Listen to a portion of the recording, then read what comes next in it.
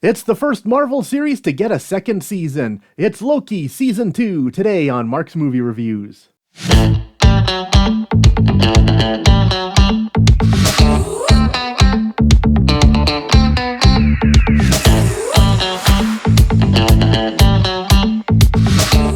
Good afternoon, ladies and gentlemen. Your old pal Mark Cappis here with another installment of Mark's Movie Reviews. I still don't quite understand how Loki became the big first real breakout character of the Marvel Cinematic Universe. The first Thor film barely made a dent, but something about Loki as the villain in the first Avengers movie really captured the public's imagination. Fan demand made sure he was brought back for Thor: The Dark World. Ragnarok gave him this wonderful little redemption arc, and then he made the heroic sacrifice at the start of Infinity War. But thanks to his popularity, Loki was the first Marvel Studios series to be announced for Disney+.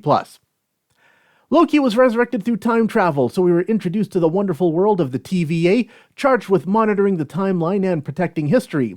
We got some dynamic new characters, such as Loki's partner, TVA agent Mobius, the villainess Sylvie, who's Loki's female doppelganger from an alternate timeline, and with the introduction of a frightening new villain at the end, it looks like the God of Mischief has more time-traveling adventures ahead in Season 2. I've seen the first 4 episodes. I have some thoughts.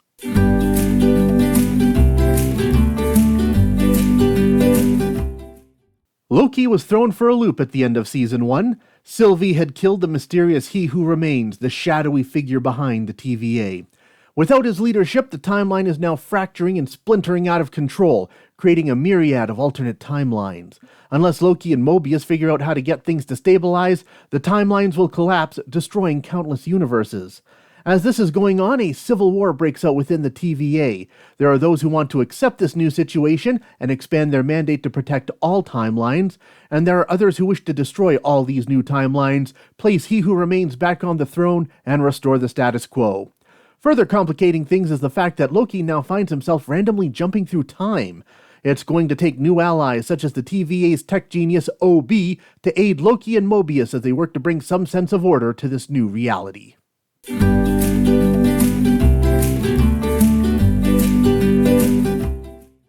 It is just such a treat to see these characters once again.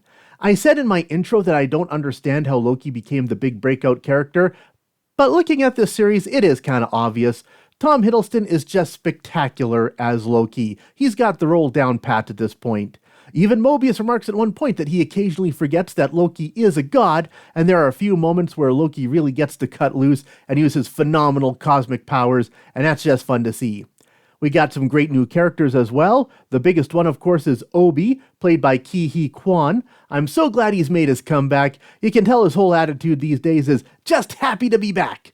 And I think we all know now that He Who Remains is one of the variants of Kang the Conqueror, so it looks like our overreaching story arc for Season 2 is going to be some time paradoxes bringing about the origins of Kang, which is good. I know Quantumania left a lot of people cold, so Kang could definitely use some fleshing out.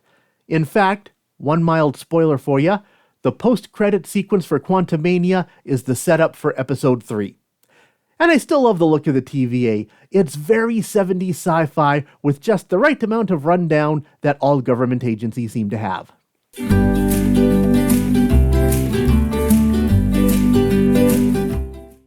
I did get a little bit lost with all the technobabble. There's a lot of wibbly-wobbly, timey-wimey stuff going on, and it's a little bit tough to understand what the heck is happening. I'm looking forward to watching it again because I'm definitely going to need a second viewing to know everything that's happening.